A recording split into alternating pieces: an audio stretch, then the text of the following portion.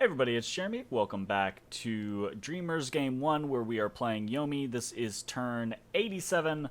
Let's go ahead and jump into things. So, right off the bat, we have Evocation 7. Boom. Cool. Evocation 7 will be relatively useful for us, right?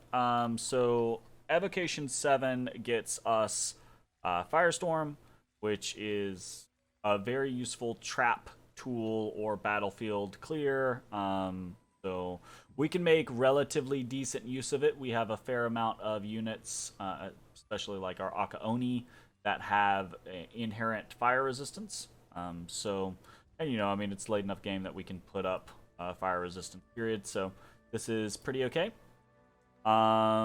Other things that we get. Rain of Stones is somewhat useful in the right circumstances, primarily against people who don't have headgear, right? So that can be somewhat useful. Honestly, that's kind of it. Wind of Death, right, I guess is the quintessential thing, but like, I don't know, Wind of Death isn't going to be super duper useful. I mean, I guess that's not really a true. So, Lanka, demons, and Ubar, at least the main portion of Ubar that we care about, are magical creatures, right? Ifrit and things like that. So, those tend to not care about Wind of Death as much, if I'm remembering correctly, right? Because Wind of Death does, I mean, I might be misremembering. Wind of Death does decay, right? But decay is based on aging you, and if you have a super long lifespan, then it doesn't hurt as much, right? I mean, that's in theory the concept. It's still useful. It's still something that we can potentially do. It's just not a super big deal. So 7 doesn't get us a whole lot of crazy stuff. 8, Pillar Fire is going to be really, really useful for us. Pretty useful. Maybe not really, really useful, but pretty useful, right? Anyways, 8 will be 3 turns away, though, so that'll be a while. We've got some remotes. So we talked about this in the last turn, but as you can see, we cast Manifestation at ourselves, and since we misclicked on the cast of Manifestation and put it in a place where there were no commanders, so he came after us. So let's see if we can beat our own Manifestation. We got a horde of skeletons, which probably isn't gonna matter. Lands. Oh, we're alive. 8 hurts, but oh, Hand of Death. Ooh, yeah, Hand of Death. Hand of Death is just like, my goodness, it's the go-to. Okay, so we beat our own. I'm counting that as a win. We beat our own Manifestation. Then we've got, we actually successfully targeted a white mage. So this is looks like it was a Augur Elder. And now they're dead. Very nice. And then we actually got Earth Attacked. So Earth Attack is like a Conjuration 8 remote sites or something like that. Pretty interesting. It starts very, very far away, right? But it is a full-sized Earth Elemental, so can be very good against some people. Up against a fully kitted out Dione, I don't think it's gonna matter, but we'll see. Oh, it'll totally matter if he fatigues himself out. Because all this chaff isn't gonna matter to an Earth Elemental, basically, like, at all. What's gonna matter is I went up in the air. I came down. Hit. So he's down to size 5 now. Can still trample us. We gotta get him down to size 4 so he can't trample us. Boom. Okay. Can't trample us anymore. Has a single 15 damage punch. Not gonna matter. We've got this in the bag now.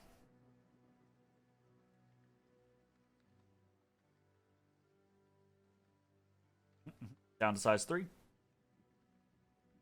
Down to size 2. Down to size 1. It would actually be really neat to be able to summon a bunch of size 1 earth elementals. And done. Alright. So, we are able to resist the earth attack, and that's it for remotes. So, remotes this turn, we've got 2 wins on manifestation and 1 win on earth attack. We're counting we're counting the targeting myself as a win, because we still won. No more, didn't find anything, so nothing to report there, but we did get 17 blood slaves. Slow economy. Slow blood economy. That's okay. And we've got several battles, so we are going to go with the Helheim ones first, because they are less likely to be big deals. So, we attacked in Ivanmore with a single Onishigo with just a flask of holy water. Which, you know, he's got a Venhir here, so this might not actually work.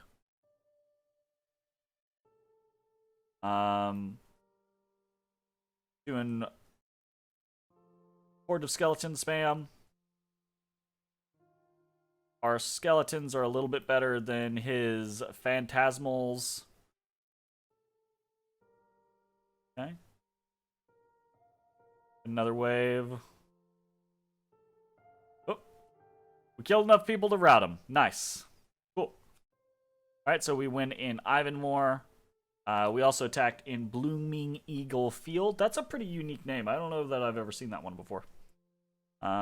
So just a single van here. And here's probably going to be annoying because they're going to do those purifying water, right? So, but get enough around him and pop, pop, pop. So did we lose anybody? No, we did not. That's cool. And then we attacked on Pastena. So not expecting anything to be here. So this shouldn't be any big deal. Bunch of wolves come in. They're gonna get taken down. Our colors are not very different, unfortunately. Okay, looks like we did fine there. Lost 2 corpse constructions, whatever. No big deal.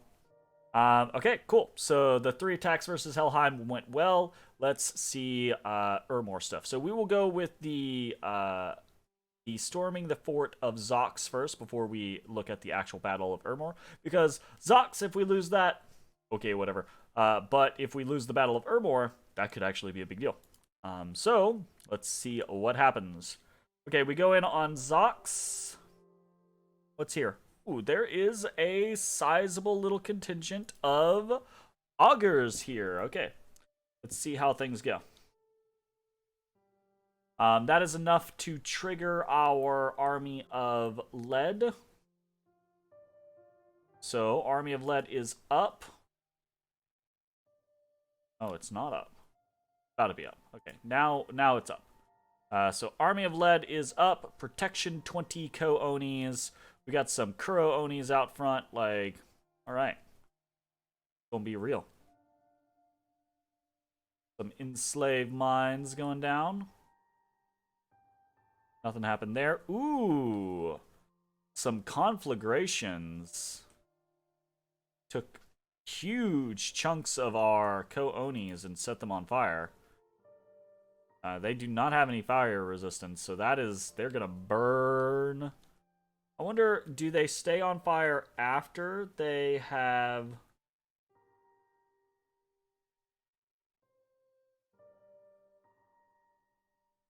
I don't think so. I think they're getting falling fired again.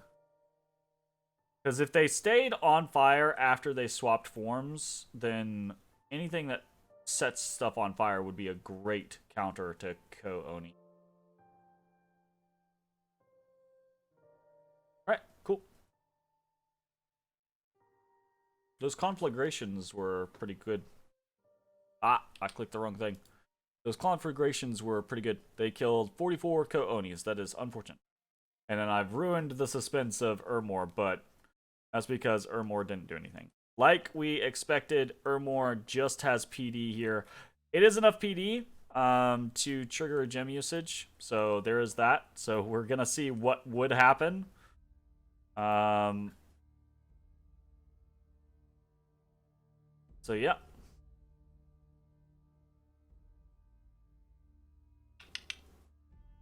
Poison going off. And that's that. Ermor loses nothing. So that's good. For battles this turn, we had 2 wins versus Ermor and 3 wins versus Helheim. So good stuff there. And honestly, kind of what I had expected from Ermor. Not much here left at Zox. I say not much, but that's 23 augurs. And honestly, 23 augurs I think was enough if he had, right, like if he had more chaff there, if he had summoned up some chaff to sit in front of those augurs to plug the hole there, probably would have actually been able to rout the majority of this army. Like, I did not have a lot going on here. It was just free spawn. Another example of a situation where Ermor absolutely could have smashed me, but has not done so. And then on their actual capital, right? Like, this is a lot of PD.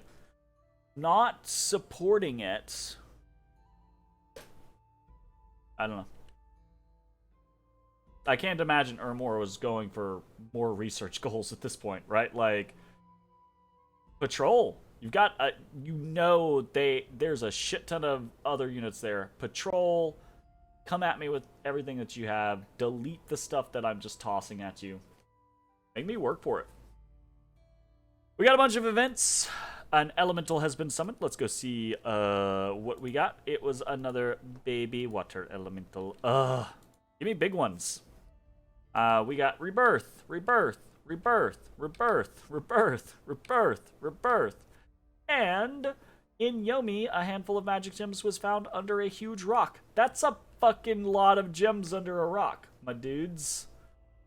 And then we have a criminal leader has been caught and hanged in Colormaker.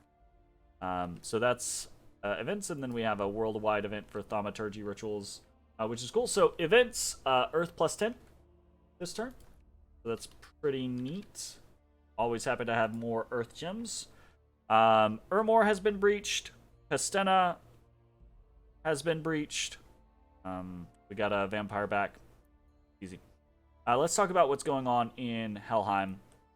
So, Ubar already has the majority of this territory all wrapped up. I'm not going to push further and instigate anything with them.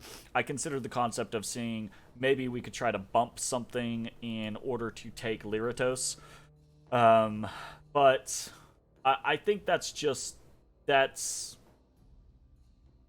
instigating problems that we don't need to instigate right now. So we've taken these 3 provinces. That's fine. We're going to consolidate. We're going to pick up some of the stuff here in Golan Fens. We're heading back to Grey Mountains. No big deal, right? We're moving some forces around. Potentially gonna start blood hunting in other locations, etc., etc. We're still not attacking the Western Front because Helheim has still asked us, hey, these provinces, please don't touch yet. But that, I think, is going to change here in the next turn or 2. We are focused in on Ermor. So we've got Kinmasa here with reinforcements coming. We've got everything from Zox that was just there can reach Ermor, so it's all going, right? And that's another 117 units, another 137 units, right? Along with all of these units. So we have already broken Ermor. This turn, we're going to dip in with a Lich, right? Amulet of Anti-Magic, Lodestone Amulet, 23 Magic Resist. We're going to dip him in and immediately retreat, just to see what Ermor has going on here. And then probably next turn, we're just going to go in, do something like a mass flight, and fall down around all of Ermor's stuff, because I'm assuming that they're going to have no real scripting or anything like that. They'll probably have a bunch of, they'll have basic stuff, and that's perfectly fine, except they could be doing a whole lot more. Right now, they could have killed me many times over, probably. I'm a bit exasperated, but it is what it is. It's fine. It's fine. So basically, we're in, I'm pretty sure, cleanup mode for Ermor, and that's that. So there's no real other change in diplomacy. There's no real change in anything else. The globals remain as they are. The thrones remain as they are. We are going to be doing no recruitment because while we have more income than we did, right? We don't have much, and I don't want to lose people frivolously, so we're going to try to build up a little bit of a bank. So no recruitment. We have no forging this turn, no empowering or anything like that. So we only have some rituals, and yeah, we'll go through them. So rituals, we've got 9 corpse constructions, 2 manifestations, and then the big one is a golem. So take God, I can't type right now. Notes. So that was. So there's really nothing crazy here. Manifestations are both going at God's Tomb, right? Try to take those out. Try to weaken this up as quickly as we can. My assumption, it hasn't moved. It could have come up to try to reinforce Ermor a long time ago. My assumption is it's just going to sit there for the rest of forever. That being said, I don't see his god there anymore, so I do assume that his god has teleported back into Ermor or something like that, right? So we'll see how that goes. Manifestations might grab something cool. Fantastic. The golem construction is the real big thing. We have Kiersey kitted out with a Ring of Returning and a Coral Blade. That's the very important thing, right? Is the hope that, just as long as it doesn't deal 18 damage, she'll just blink out. But, we got hit with 20 damage last turn, or the turn before that, so it is what it is. Ultimately, even if we lose this sorceress, it's going to be annoying, right? Because we're losing a fair amount of stuff on her, and I would rather not to lose her just after having empowered her. But we'll get our first golem, we'll empower that golem, we'll put stuff on that golem, and then that golem can do all of the other golem summoning that we need it to do, because it's mindless and it won't get fucked over by horrors. So, hopefully Kiersey survives this, but if she doesn't, it's still going to be a job done, whatever. And that's pretty much it for the turn, honestly. We are... Ermor is in their death throes. They're not... I say death throes. They're not doing anything. They're just kind of like rolling over. So most of what I'm thinking about, most of what I'm plotting is trying to get around astral corruption and tentatively reaching out to Lanka about Ubar, right? Because at the end of the day, I have a lot of experience fighting Lanka, and I have a lot of experience dealing with astral corruption now, so I'm actually kind of okay with that. But Ubar's tough. The Sultans, the Ifriti, like, that shit's hard to deal with. They are a strong nation this late in the game. So is Lanka, obviously, right? Like, but I feel like if the demons can band together against the Ifrit, then I that's kind of the go-to in my mind. And then I say that I've also been making overtures to Ubar against Lanka, right? Like the concept of basically I'm trying to set myself up to not get 2v1'd. But I don't know if that's gonna happen or not. I mean, Lanka and Ubar have been in an alliance against Helheim for a very long time now. I'm going to have to make obvious moves to try to like secure some of Helheim's territory over here, if for no other reason to just to make sure that their thrones are safe. Um, so I don't know. I am unsure whether or not this is going to be a position I can work from, or whether we're 3 turns from just getting swarmed by a bunch of Rakshashas and Ifriti, Daikinis and shit like that. My god, we would get raided into the ground. Ugh. Okay, well, we'll see what happens there. That's going to be it for this turn. Thanks for watching. Bye-bye, everybody. Hey, everybody. Thanks for watching. If you enjoyed the video, consider leaving a like, commenting, or subscribing. It really helps me out. If you'd like to see me live, head over to my Twitch at twitch.tv/thedistanthorizon.